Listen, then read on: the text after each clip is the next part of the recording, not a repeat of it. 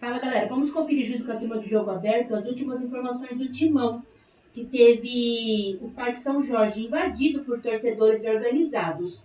O dirigente ressaltou o clima de tranquilidade no diálogo e prometeu atender algumas demandas exigidas. Vamos conferir aí as últimas informações da invasão.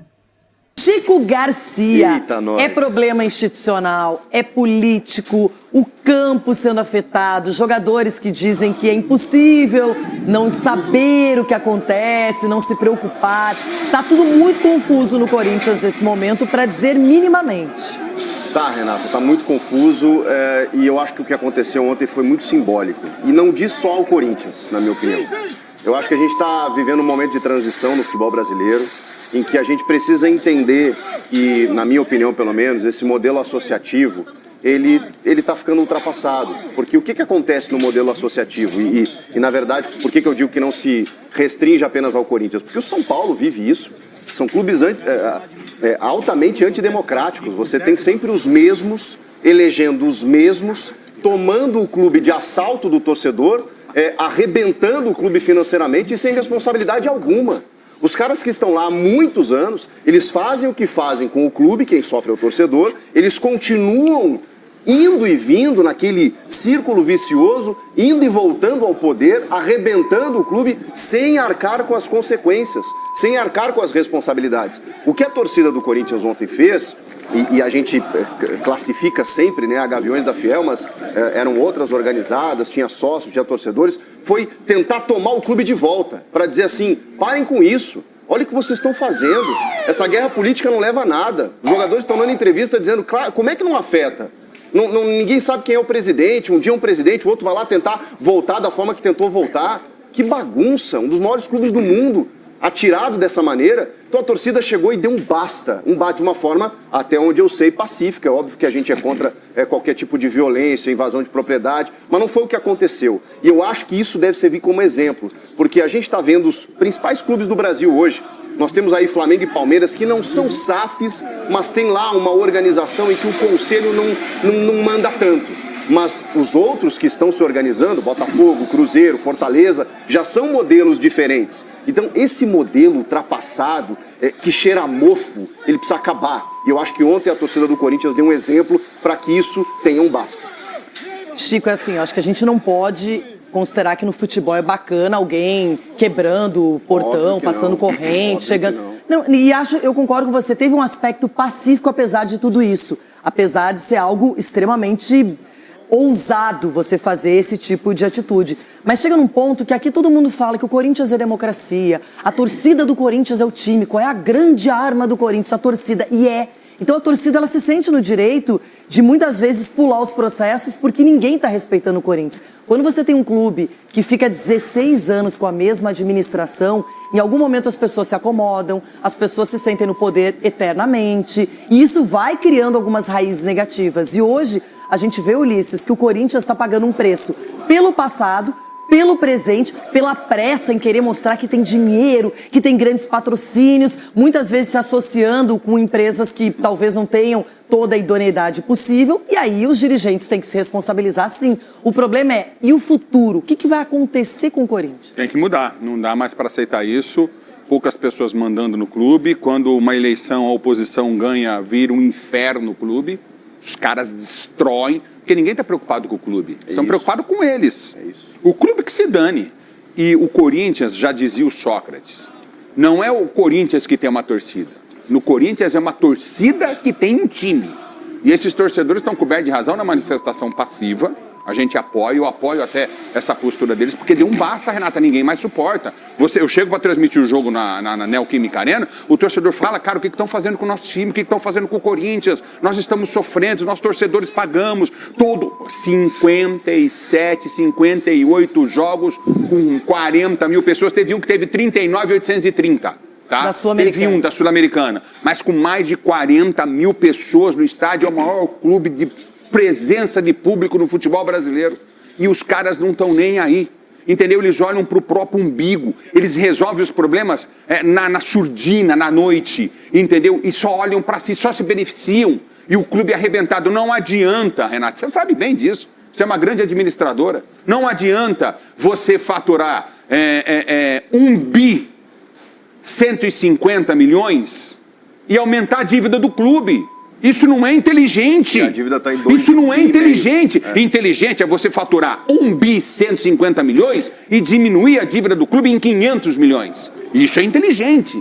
Agora, não é mais possível. Acho que eu concordo plenamente com tudo que o Chico disse. É momento de mudança. A democracia do Brasil começa no Corinthians. O doutor sabe disso, todos nós sabemos assim. A democracia da rua, do povo brasileiro, do voto direto, ele começa na democracia corintiana e vai para os palanques da política fazer com que o povo brasileiro elegesse o seu governante. Entendeu? Só que é o seguinte, não dá mais para o Corinthians passar por esse tipo de coisa. Não dá mais para ter esse monte de rato que tem lá dentro. O grande problema, Ronaldão, é o seguinte, muitos anos, ganha um título, ninguém pensa no resto. Ah, ganhou um título, foi bem numa competição, contratou o Memphis Depay, contratou o Ronaldo Fenômeno, ninguém quer saber se o caixa tá quebrado, arrombado, porque, na verdade, essa corrente é que passaram no cofre do Corinthians, não aí na porta, como eles fizeram.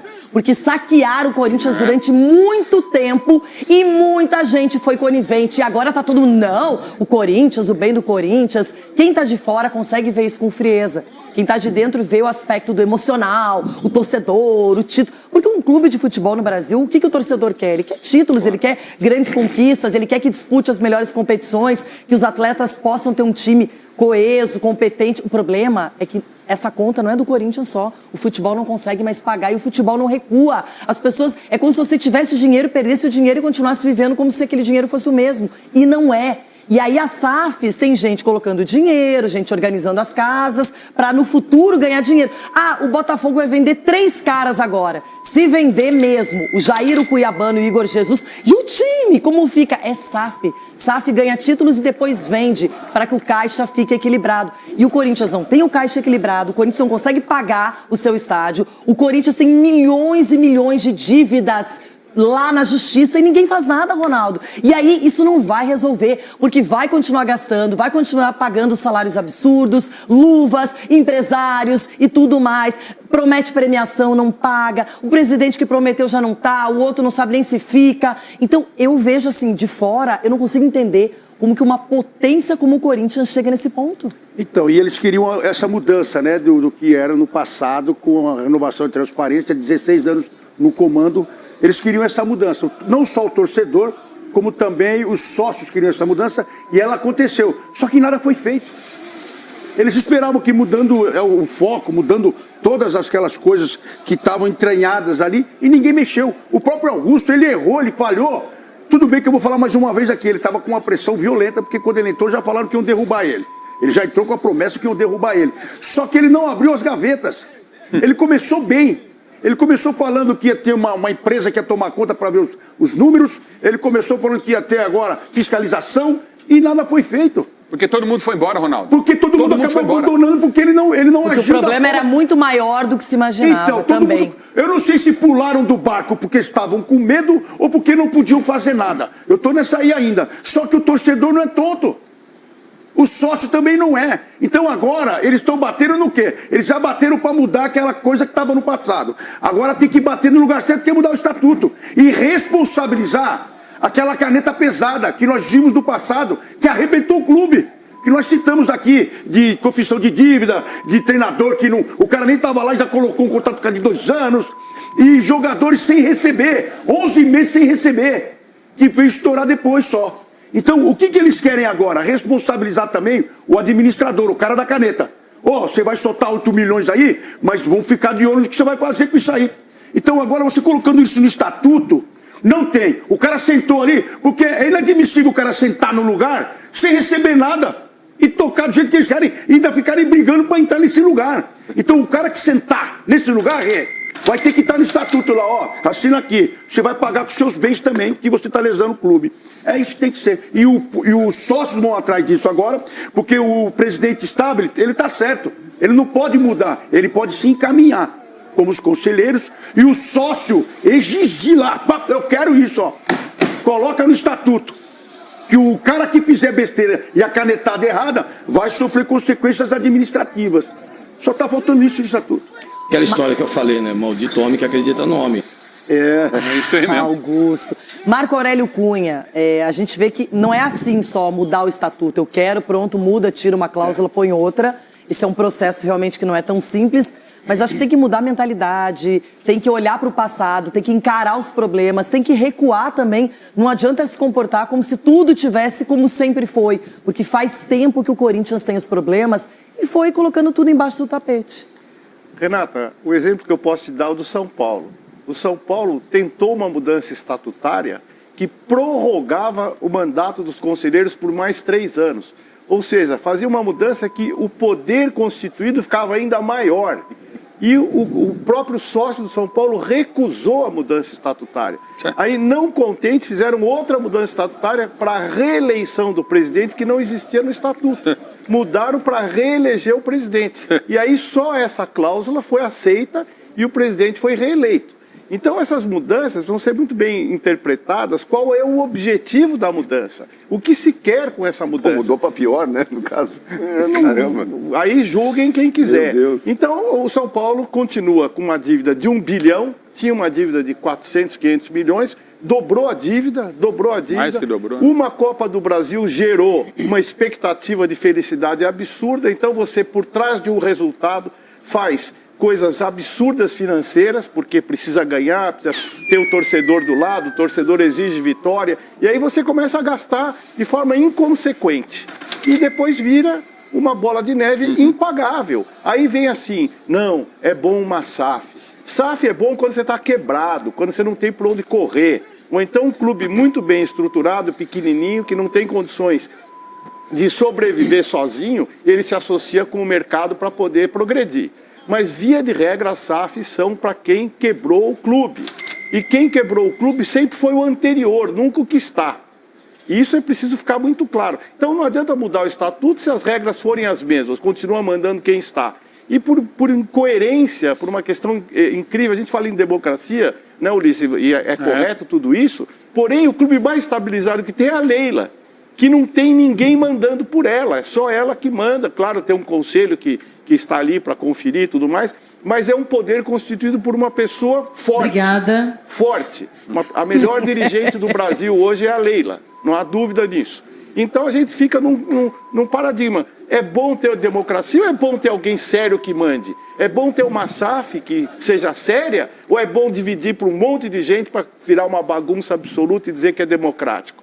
Então, a gente precisa pensar muito bem no futuro do futebol brasileiro, muito bem quem faz dívida e quem promove dívida em torno de festa. A gente precisa pensar muito mais no futebol brasileiro. Isso me preocupa muito, porque o São Paulo hoje pode ser o Corinthians de amanhã. Olha, tem um detalhe. A concorrência também, ela gera que o presidente olha do Corinthians, nossa, o Palmeiras está ganhando. São Paulo ganhou uma Copa do Brasil.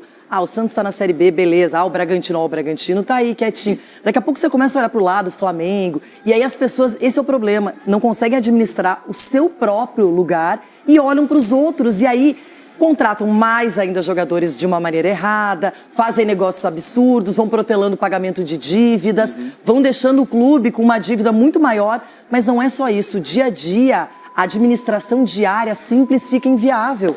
E, Edu, eu fico pensando, você que esteve no Palmeiras, que é um time que hoje realmente conseguiu se equilibrar graças a alguém que veio do mercado, que colocou a sua marca dentro do clube. Muita gente falou, mas a Leila com as marcas que ela tem, essas marcas se valorizaram porque ela estava lá. Mas olha o que ela valorizou o clube também. Então, tem modelos de negócio. O problema é que o Corinthians nem modelo de negócio tem.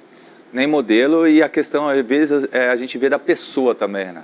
Por mais que, de repente, a pessoa não esteja lá, né, de repente, experiente no meio do futebol, mas é uma pessoa que está no mercado, uma pessoa honesta, que vai lá e cumpre com as suas obrigações. Então, isso é muito ruim para a imagem do Corinthians hoje, como o doutor falou, de repente, do São Paulo ou outros times amanhã pode acontecer da mesma forma. Então, são coisas que isso acaba também influenciando dentro do campo. E pode ter certeza que daqui a pouco, qualquer jogador que for procurado pelo Corinthians, ele vai pensar 2 vezes em vir para o Corinthians. Não pelo Corinthians, mas pelas pessoas que administram o Corinthians. Então, eu vou lá, não vou receber. Eu vou lá, o mês lá tem 120 dias. E fora isso, a pressão que vai existir de fora do clube. Então, isso é muito complicado, principalmente a gente falar de futebol. E o futebol hoje está muito caro. As pessoas hoje, a gente tem que entender que o futebol está muito caro. E aí, se o Corinthians não paga, o Palmeiras vai pagar, o São Paulo vai pagar. E aí, daqui a pouco a conta vem. E quando o clube não está bem administrado, e aí vai ficando, como o doutor falou, uma bola de neve. E aí daqui a pouco é impagável toda a dívida que o clube vai estar colocando. O Bandeira quase bateram nele no Flamengo. Faltou pouco para ele ser agredido. Eu lembro muito bem disso. O Flamengo ficou 4, 5, 6 anos sem ganhar título. Esse é o grande... Bom, tem uma coisa que eu adoro. Bastante atraso. Nossa, porque é muito difícil, assim, um presidente ter a coragem. E aí começa o leilão entre os clubes para ver quem contrata o jogador, porque o empresário é o que ele quer. Ele quer ganhar a maior comissão, que é o maior salário para o jogador dele, porque muitos empresários durante o mês, o jogador ganha X, mas ele paga uma comissão para o empresário. Ok, assim que funciona, a gente sabe. Mas hoje, os clubes, o que eles decidem na vida de um jogador? O que hoje na base um clube tem poder sobre esse jogador? Porque já tem um empresário, já tem alguém organizando. Ok, esse é o modelo, mas é um modelo que para o Brasil vai daqui a pouco ninguém conseguir, nem o Palmeiras, nem o Flamengo, vai todo mundo daqui a pouco ter problemas com isso. Porque a gente vê que hoje é um mercado que não tem como ser sustentado, infelizmente. Não tem, Renata. E assim, enquanto não houver punição para esses bandidos, porque o cara, quando rouba, ele está cometendo um crime. Então, se você não colocar esses caras atrás das grades aí, você pedir, você exigir, na verdade, um posicionamento deles, vai continuar essa farra. A farra não vai acabar porque ninguém é punido. Continua sempre a mesma coisa. Sai um, entra outro e continua a roubalheira. Então isso daí você tem que... Isso daí é uma atitude do torcedor desesperada, porque o torcedor sempre espera um clube bem organizado. O torcedor vai lá, ele paga ingresso. Às vezes ele deixa de comer, de levar a família para um passeio para assistir um jogo do time. E aí você vê o quê? Os dirigentes cometendo atrocidades aí, colocando dinheiro, tirando dinheiro sem prestar conta. E isso é algo que nós não queremos ver. Então, cada dia mais nós vemos o quê? Clubes mal administrados por pessoas que só querem ter o poder. Não querem ver o bem do clube. Porque se ela quer ver o bem do clube, ela mostra, quando fala de transparência, o quê? É você gastar e mostrar no que você gastou. E você mostrar, não é você soltar ali na imprensa, o déficit do clube, o clube fechou em vermelho. E aí? Fechou em vermelho, mas de onde vai sair o dinheiro? Vai sair do seu bolso? Ou vai sair do clube? O clube, daqui a pouco você sai e fica lascado o clube e nada muda. Então é isso, transparência é isso. Gastei, mas nós temos aqui, nós estamos correndo atrás. Se houver necessidade, nós vamos penhorar o bem do presidente. E é isso que nós queremos ver. Senão, cada dia mais nós vamos ver o quê? Os clubes brasileiros indo para falência. Vou botar placa de venda nessa... Parque São Jorge, acompanhando, conversando, apurando mais informações. Capelanes. Foi um protesto diferente, não é? Porque a torcida se reuniu, mas não teve violência, a polícia estava ali olhando tudo, mas foi de certa maneira pacífica, mas é aquela história. A gente espera que os dirigentes resolvam os problemas, não os torcedores. Rê, você tem toda a razão e vou também além de uma outra coisa. Foi uma situação pacífica, eu diria, mas é aquela coisa também. Deixa eu entrar. Se não deixarem entrar, se tentarem fechar o portão na minha cara, vocês vão ver se eu não vou entrar. É tipo isso aí, entendeu? Eu vou trazer uma informação agora, gente, que... Aí eu vou revelar, não tem problema nenhum. O Armando Mendonça, que hoje é o primeiro vice-presidente do Corinthians, tem uma relação assim, pelo menos de respeito, converso vez ou outra com ele, já me deu várias entrevistas. A situação é a seguinte, o Armando, ele gostaria, isso é informação, de levantar a possibilidade com outros conselheiros que pudessem votar o banimento do Augusto Melo e das pessoas que invadiram no último sábado a sala da presidência no Parque São Jorge. Só que o Osmar Stabile, o que acontece? Ele que acabou de chegar, ele está tentando colocar pano quente na situação. Desde a relação com o torcedor, ontem, por exemplo, o Stabile, enquanto boa parte da mídia, das pessoas assim que conhecem o clube estavam falando de invasão da torcida, o Stabile falou que era uma ocupação, que os portões foram abertos para que eles pudessem conversar. Não foi bem isso também, Stabile. É que o Stabile, obviamente, que acabou de chegar, tá com medo também, não quer bater de frente com o torcedor. E a gente sabe, né? O torcedor aqui tem green card. Green não, né? Não pode falar verde, aqui é o black card para entrar e sair a hora que quiser do Parque São Jorge. Então, assim, a situação é essa. Se eles, agora que estão cobrando status, não mudar, a casa vai cair. O presidente interino do Corinthians, Osmar Stabile, contemporizou a invasão dos torcedores organizados no clube, ocorrida na tarde desta terça-feira no Parque São Jorge. O dirigente ressaltou o clima de tranquilidade no diálogo e prometeu atender algumas demandas exigidas. Stabile, que não considerou invasão o ato desta terça, disse que irá reforçar a segurança no CT Joaquim Grava. O objetivo? Blindar as categorias de base contra empresários e o excesso de acordos. Desde o ano passado, mais de 80 atletas chegaram por parcerias, como defende Augusto Melo. Se nesta terça-feira centenas de torcedores empurraram seguranças do clube e entraram pelo portão do estacionamento da sede social do clube, a fim de protestar pelos problemas de gestão do Corinthians, no sábado, Augusto Melo e apoiadores estiveram na sala da presidência para recuperar a cadeira da direção do executivo. Não é a segunda invasão. Nós tivemos uma invasão no sábado. Hoje eles vieram para conversar, trouxeram as reivindicações do que eles querem e nós estamos aqui para atender todos os seguidores do Corinthians, inclusive vocês da imprensa, que estão aqui aguardando todo esse tempo. Temos que estar à disposição, declarou. Quem quer ser presidente do Corinthians precisa saber que isso acontece normalmente, acrescentou. Osmar ainda ressaltou o tom da conversa com os representantes das principais organizadas do clube, que permaneceram um pouco mais de 1 hora no Parque São Jorge para exigir algumas demandas, como mudanças no estatuto que permitam o voto do fiel torcedor. Soube o que aconteceu lá comigo. Se aconteceu algum evento aqui fora, depois se tiver algum problema, é um problema de polícia, não é um problema meu. Eu tenho que fazer a minha parte melhor, que eu posso fazer pelo Corinthians, declarou. O que eu soube é que eles viriam para cá no momento em que chegaram aqui na porta do Esporte Clube Corinthians Paulista, na maior tranquilidade. E como eu disse para vocês, a gente tem que atender todos, completou Osmar Stabile.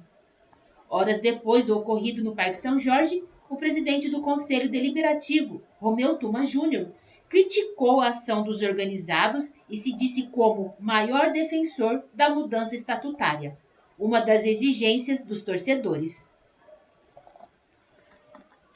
No último sábado, uma enorme confusão tomou conta do clube em virtude da briga pelo poder, culminando com a invasão da sala da presidência por torcedores organizados. A polícia foi acionada. Augusto Melo saiu vociferando que é presidente, apegado a um comunicado de Maria Ângela de Souza Ocampos, que se autodeclarou presidente do Conselho Deliberativo. Osmar Stabile, que permaneceu na sala da presidência até a saída de Augusto do local no final de semana, ocupa o cargo de maneira interina, inclusive nomeando os primeiros diretores deste período até a Assembleia dos Sócios. Os associados vão definir se Augusto Melo segue ou sai definitivamente da presidência do Corinthians, no dia 9 de agosto.